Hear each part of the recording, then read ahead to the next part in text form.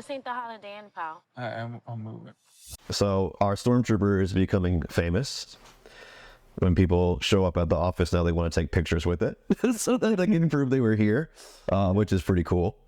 You know, I didn't even get to see that picture, by the way. I don't think I did either. I think it was like an inside joke that he sent to people who know what the office is inside of our little circle. But yeah, he bounced right after that, so I didn't get a chance to talk to him really either. He had other things he had to get done. So excited to be back on another one. This is going to be a fun one, I think, because of the currentness of it, keeping it for what's happening right now. And both of us just watched a pretty awesome remake here in the last week, which I've heard a lot of people talk about the disdain of this movie. You know, I understand both sides of this because the original is a classic. Like the original, like I was just talking before we started, you know, you couldn't beat that movie with Swayze. Like it was awesome. So they didn't, in my opinion, they did the best thing they could have done. Instead of remaking the movie completely, they updated it, right? So they made it more modern. They changed certain things so that it wasn't so in line with Swayze's movie, because they didn't want to, in my opinion, I don't know what their mindset was, but the reason I think they did it was because it was such a great movie that they tried to do it word for word, scene for scene. It just wouldn't have matched up anymore because we're not living in those times. And so bringing it to current, making him a UFC fighter, making it more action driven, bringing in, you know, Conor McGregor with that insane role they played. And that stupid walk. Everywhere he went, fucking trucking along. Yeah, with his fist like a gorilla. Hey, fellas. Looks like you're having a smacking night. Yeah, it was pretty funny. I laughed. I mean, but for what it was an excellent action movie, a lot of great fight scenes. It was really engaging. The one scene that I thought was really cheesy, and I was like, and it was in the beginning of the movie too, so I'm like, oh great, is this what we're in for? Is when she goes looking for someone to help her with the bar, right? And originally she's looking for the different guy. Yeah. And the guy ends up being like Post Malone's character, and he's fighting, but it's so bad because Post Malone's not a fighter, so it's all CG. Every punch is like computer animated, so it was just so bad. Was it CG? Dude, if it wasn't, then they got some broken cameras because it was just like, it didn't look like him. It looked like it was a computer rendered version of him every time. Like, we have to roll the tape because that shit was bad. And I was like, oh man, is this going to be every fight? Like, did they not actually like have fight scenes? But then you go into like Jake's fight, like Jake Gyllenhaal's fights, and you know, Elwood, Dalton, which is the same last name but different first name from the original movie, by the way. So it's kind of cool that they did make him like a completely different character just with the same last name. I also really enjoyed the one-liners. Yeah. And how he was like so compassionate. Do you have medical insurance? Is it up to date? Right. That guy. That's all. How about dental? Yeah. Dude, and his little buddy there, the one who's, you know what I'm talking about. Yep, 25 minutes. Comic relief, yeah. He was absolutely one of the best parts of the movie. Yeah, sure, 100%. Before we start, do you have insurance? What? Your coverage good? Like, you have dental? Oh, haha. Is there a hospital nearby? Is it like too far? About like 25 minutes, I'd say. I just slapped you. Are you all right? What?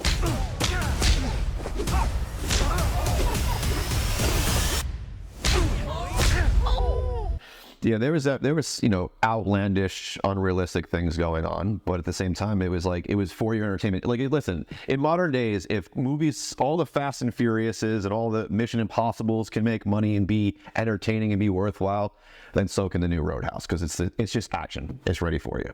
Mm-hmm. However, what I do want to talk about on this podcast is not necessarily the action, but the underlying themes and life lessons that the original Roadhouse really instilled in me too, but that the new Roadhouse, couple of things that they brought back. That is one thing about the new Roadhouse that's different than the old Roadhouse, is that there's like hardly any character development in the new one. It's very fast paced, action driven. You just meet somebody, you don't know anything about them, and then they just keep going. In the original one, there's much more like a backstory. You get to meet more of like who they are and why they are the way they are. Mm-hmm. But I want to talk about one line that I think is really powerful, and I actually wrote a post on it that I published today on my just like business page, which is no one wins a fight. So you like to fight. You ever win? No one ever wins a fight. It's in both movies. They made sure that they brought that through on both movies, which is a powerful quote, and I think it's got its deep meanings into it. So I want to talk about it a little bit. What are your thoughts on nobody wins a fight?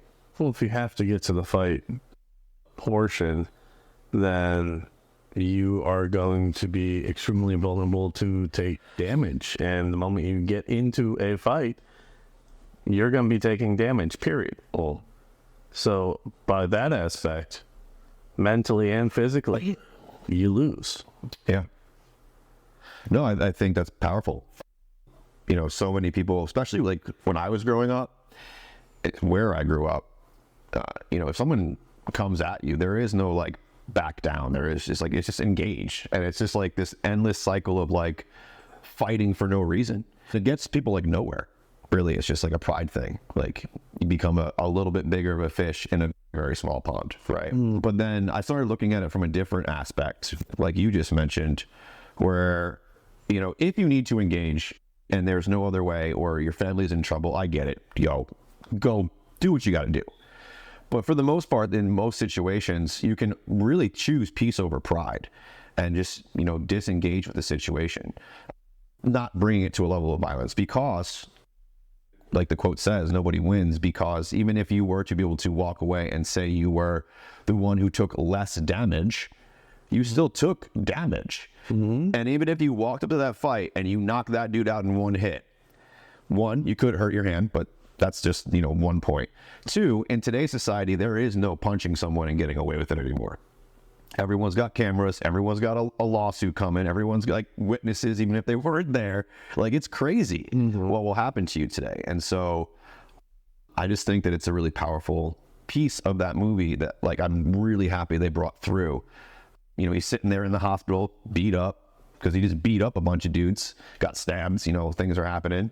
And he's just like, no one wins a fight, man. And I was like, that's awesome that they brought it through. That was really cool.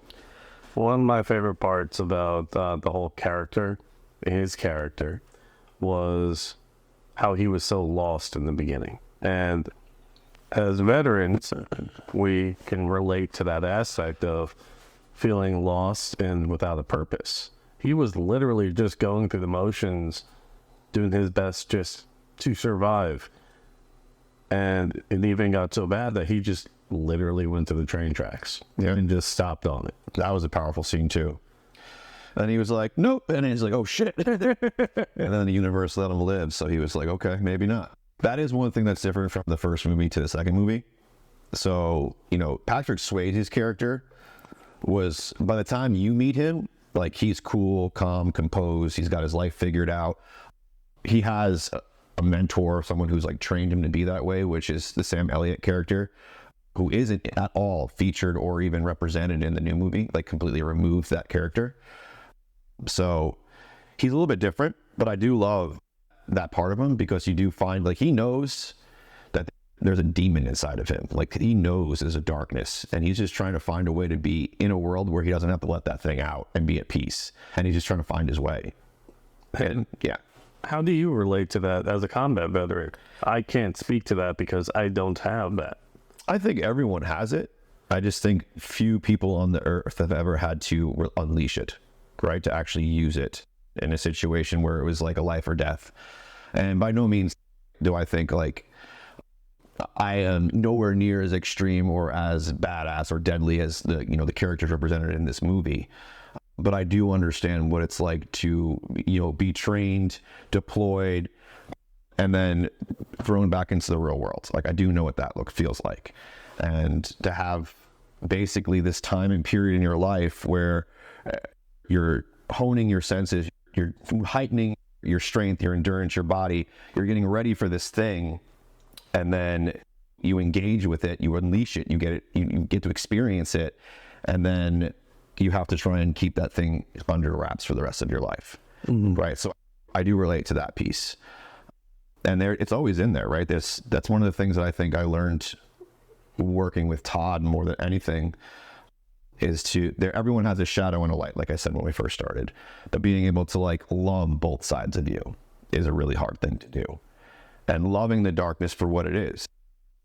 It's protection. It's security. It's the thing that allows me to walk out of my door, every day and know that I'm gonna be able to walk back through it, right? Like that thing. I don't know. I'm going off on a little bit of a tangent, but it's just, I think there's a lot of combat vets out there, like you mentioned, that could really relate to that. And I would say, if anything, learn to love the darkness because it's a good part of you, and don't run from it. But also learn to respect it, just like you would a wild animal.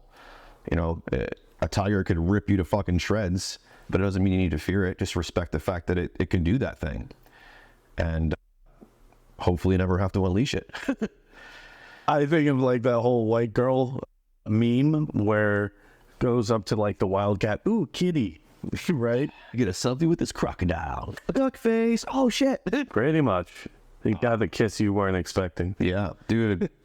Speaking of crocodile attacks, I got rid of all social media on my phone in the last week. But before I did that, I was getting caught in these endless loops, and one of them was nature is metal, like all these crazy animal, like hardcore animal things. And this dude messing with the crocodile, got his leg caught by one, and the other one comes over and just snatches him on the arm, and it was gnarly, dude. They just took him apart. Damn. Yeah. That brings us back to the movie, too.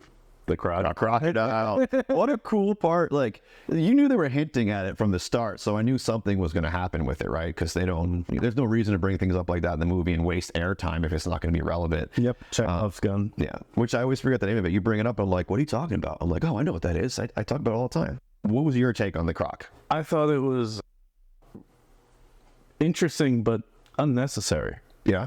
I thought it was just there for some cool thing, like, hey, let's throw a croc in, right? Let's kill this guy in a fun and over-the-top way. Yeah. And so he ended up getting his. Yeah. Well, I was the thing is, he would have let him live. So they had to do something outside of his control that could kill him. So, a crocodile randomly showing up and eating him was a good one. Could have been aliens too. You never know. Yeah. It's an alien crocodile. Or they're thinking of doing a crossover. Oh? I don't know. Maybe another Meg movie. Yeah, it's Meg 3. Dalton's Revenge or something. Fights the Meg. That'd be funny. Oh, these allergies, man. I want to be able to breathe. Did you catch the part of after he beat up all those guys the first time? They were talking about all the different martial arts. That, based on what they were saying, that man was very well trained, not just as a classic mixed martial artist. Yeah. Like, he had a whole bunch of different art forms in there. Yeah. No, I mean, one of the things that they don't really go deep into or really get clear on is like his training, his backstory. It's just, hey, he was a UFC champion. And then, spoiler alert, Turk, you might want to skip ahead, loses control and kills his friend, right? And so that's all you really know. And then it's different fight techniques that he has and stuff. But yeah, he's a well-rounded fighter for sure.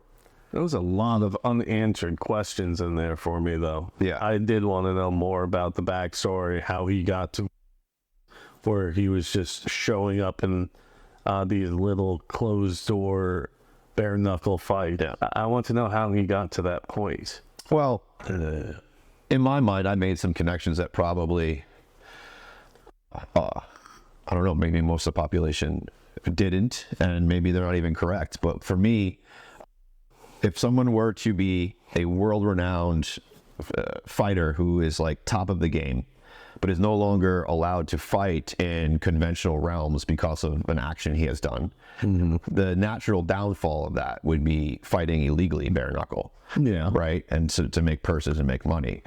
So having him fall from grace and end up there was like, I don't know, it seems pretty natural to me in the progression of it. Well, that does, but I still want to know how quickly he went to that area. Oh, like what was the timeline in there? Yeah. Yeah, some more backstory. That's what I wanted to know a bit more about. Did he go straight to that? Like, was that 1 week later or Oh yeah. 2 years later. I mean, it was relevant enough that people still thought about it. With Yeah. fast-paced media, people forget so quick. So it had to be within a year, I would think. Well, these are all assumptions, though. Yeah, I mean, obviously they didn't give us those details. We're just trying to figure it out. So what I would like to kind of just say is, if you're looking for an action movie, something that's going to have good fight scenes, not a lot of character development, but like just a good old time for 2 hours, then Roadhouse is a good movie. I agree. But if you're looking for like a deep story with character development and love arcs and all, like there's a love arc, but it's like barely there, and it's like a little hint. But yeah, it is what it is. I enjoyed his relationship with the daughter of the bookstore owner too. Oh yeah. Well, let's touch on that, because that's the next part I wanted to talk about when it comes to the movie. Is he was so reluctant to do anything of extreme violence, like extreme. Like he would always try to not do it. He even tells the guy like, hey, you got good dental insurance, because this is not going to go the way you want it to. Where's the closest hospital? But then gets his ass handed to him a little bit, not to the point where he can't walk away, which I thought was weird, because with how insane the character, like Conor McGregor's character was, that was his name.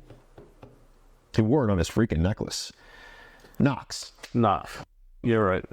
As insane as his character was, for him to like just let him walk away I thought was pretty weird. But anyway, so walks away with his tail between his legs, got a good ass beat, and decides he's going to leave. And then, lo and behold, asshole decided to go burn the bookstore. And so now he's like, okay, now I got to do this thing, right? And so I think that's that moment that I think the combat vet can really relate to. I saw his decision making around that was now a complete innocent.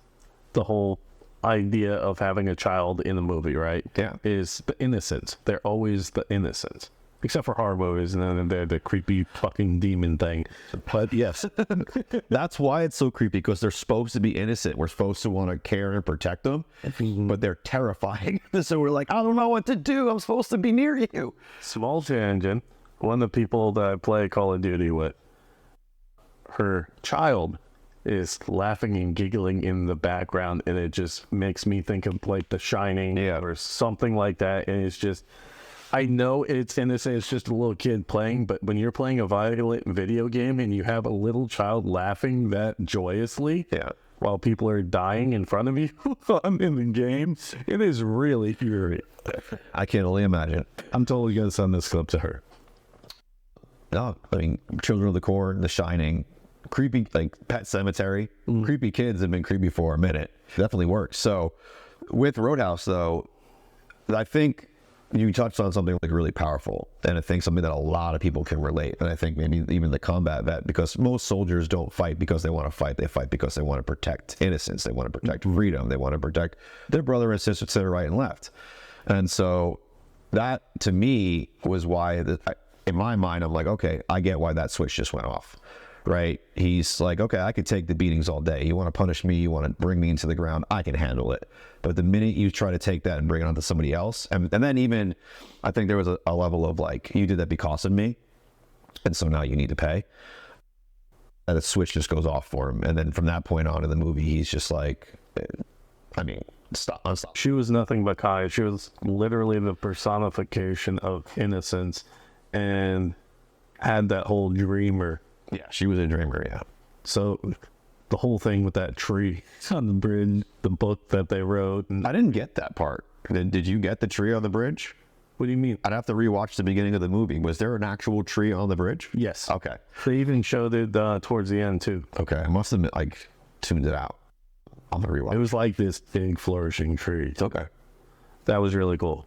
Speaking of the end though, real quick, since brought that up and I'm thinking of it. Did you watch the post-credit scene? I don't think I did.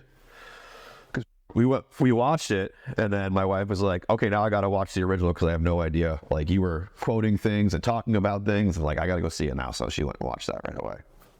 Conor McGregor gets up out of the hospital, beats the crap out of all the staff, and just starts storming out, doing his innocent stompy stomp. My gorilla stomp. So, well, he stabs him like here. Not just there. He does a couple, but like the final blows are here. Yes. So like, maybe he didn't hit anything vital. I don't know. It's hard to say. He totally should have been dead. Yeah, I mean, he definitely nicked an artery, like when he, like, 'cause he was hitting him in all sorts of good places. Mm-hmm. Yeah. Crazy fight scene. Conor McGregor, I watched a interview with him, and this movie for him wasn't for the money. It was something that was a status symbol and something that nobody else could ever take away from him. He wants to make sure that point was clear, that he did this and nobody could take this away from him now. I don't think he needs money. I don't follow the whole UFC stuff, so I'm not sure if there's anything deeper behind that, why he drove home that point so much. Yeah. Did something get taken away from him? I don't think I would be the guy for that either, because I don't follow the fights as closely as others do. But yeah, I think definitely reach out and find out what's going on with that. All I know about UFC usually comes from the Joe Rogan podcast. I haven't really watched a fight in a long time. I've never been a fan of watching actual fighting like that. For me, it was unnecessary violence. It's the Coliseum. It's the distraction for the masses. We've always sought it our entire, like, we are just, that barbaric instinct in us lives for it. And not everyone, obviously. Some of us have evolved past violence, but the majority of us are just like the thrill of knowing that at any moment that person can get knocked out or taken down. And like, it could be, I think that's why boxing is so popular too, right? It's like, that guy could go 9 rounds and getting the shit beat out of him, and in the 10th he knocks the dude out and wins. Like, that thrill of all of that is like, we just love it as a society. So for me, I can watch it in the movie, but the moment that it's actually real, I can't do that at all. Yeah. Even so, that'd be interesting to digest a little bit, because what's the difference between, you know, like a wrestler who's like fake fighting, right, which is for entertainment, or an actor who's fake fighting, right, in a movie, versus someone who is fighting with, you know, gloves on, but not necessarily big gloves, but at least gloves, for money. Like, they're all, to me, it's like all one and the same. Even though, you know, this one obviously has way more contact and way more pain involved, it's still someone who's doing a profession for money, and there are, you know, different levels of harm that can come for real. But it's not like it's street fight where someone's going to die. I know. Okay. I understand that. But one is a fantasy. Like, it's not real life. Okay. That's the difference for me. So, going on a small tangent again. If I'm watching something with some missing persons or in a TV show, right? That's fine, cool. I could follow that as long as it got a good story and stuff, keep me engaged. But hearing the true stories from the detectives that were actually part of it for documentaries and stuff, I can't deal with that. It gets me emotionally pissed off. Yeah. I mean, so fake, yeah, I'm fine. But for obviously it sucks, but the fake, I'm fine. I can follow and handle it because I know it's not real. But the moment that it's in my face that it's real, that puts me in a very uncomfortable situation, and it makes me angry. And I do not getting angry. Interesting, man. Let us know in the comments. How do you react to stuff like that? Interested to see what's the split on it. Because obviously, we wouldn't be creating billion-dollar businesses around it if society didn't think it was fun. Like, I'm talking about fighting, obviously, not the child abduction and stuff. So I would be interested to see, like, what's the split on that? Like, where does this society kind of falling with the idea of, like, real violence being entertaining? Well, I don't know. If you listen to social media, then every female out there enjoys watching the true crime stuff. So nuts. My wife was watching fucking murder mysteries just last night, dude. I think she's plotting my death next. Stereotype for a reason. Yeah. Oh, for sure. I remember when TikTok like first started being popular. My wife had it way before I did. And she was watching a woman do makeup in the morning. But she was a private investigator. And so she would get up in the morning and put her makeup on and tell stories about previous cases. And my wife would just eat this crap up. It was just like this woman stalking a husband who was cheating on her with like the dentist, but the dentist was a dude and she never knew her husband was gay. Like it's like all these crazy scandals. And like my wife's just eating it up. Einhorn and Finkel? I guess. Finkel and I Einhorn? love that fucking movie. Catch it. I almost, yeah, for a second it almost went over my head. I thought you were talking about like a local law firm for a second, and then I'm like, all right, let's bring it back to Roadhouse though. yeah. So the whole him protecting the innocents and taking ownership from the violence that he helped instigate, Right. being a good person. Terrible time of year. I'm like sniffling over here, so I think Ginger's little jiggle is probably not nearly as bad. Terrible timing, Ginger. I completely lost where I was going with that. So you were talking about the shift in Innocence and taking accountability for the violence that he had insinuated, or that he had a part in. I wouldn't say that he created. No, he didn't create it, but he felt that he had ownership in it. Yeah, you could see that, yeah. And that's why he felt the need to defend her. And then it went on to this whole weird love story, but like almost nothing ever came of it. Yeah, like I said, very minor love arc that never went anywhere. I thought there was going to be more to the story of the bar and the bar owner. Yeah. She was cool. You were talking about Dalton's character, one, feeling for the innocents, but then also having a level of like, I don't know, I wouldn't say guilt, but feeling like he was responsible for some of the violence as well. Mm-hmm. Yeah. I mean, as far as character development goes, like I said in the beginning, it did leave us a little bit flat, a little bit incomplete. However, I think that there are definitely the notes on, I guess, really violence and when it's necessary and not necessary. How do I want to word it? When to choose to use violence. Right. And also not to be ashamed of it or to be afraid of it, because it's a part of who we are, right? And especially those of us who have been trained to have it, or are fighters, or just have a proclivity for being able to be really good at hand-to-hand.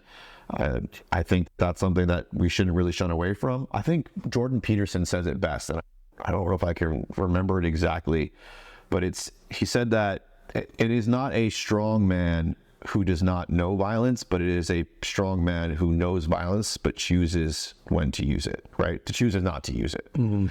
And I probably just butchered the hell out of it, but I think that's one of the best ways. And when I was watching Roadhouse, even the original Roadhouse, like it has the same concept, but when I was watching the new one, that's really what struck me.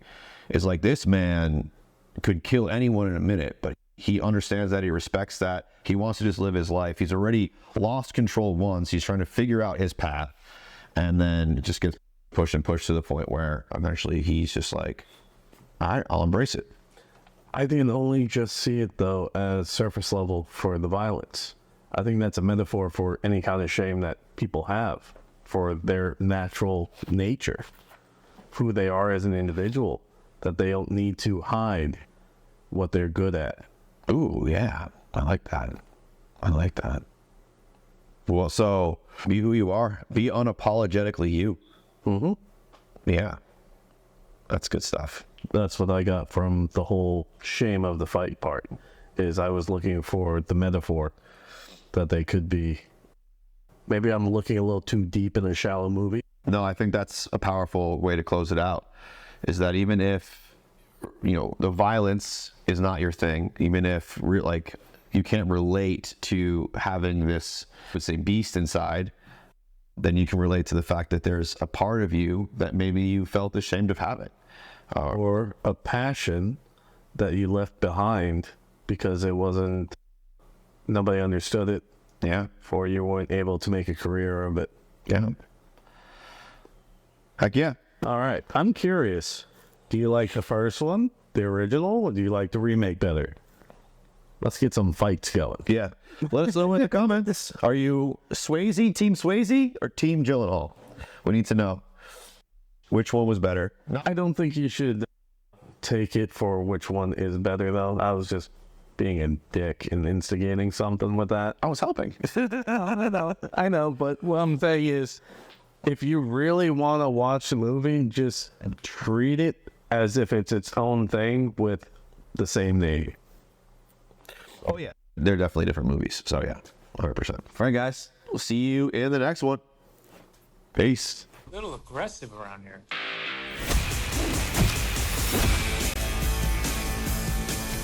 Is that one a friend of yours? No, I just broke his arm.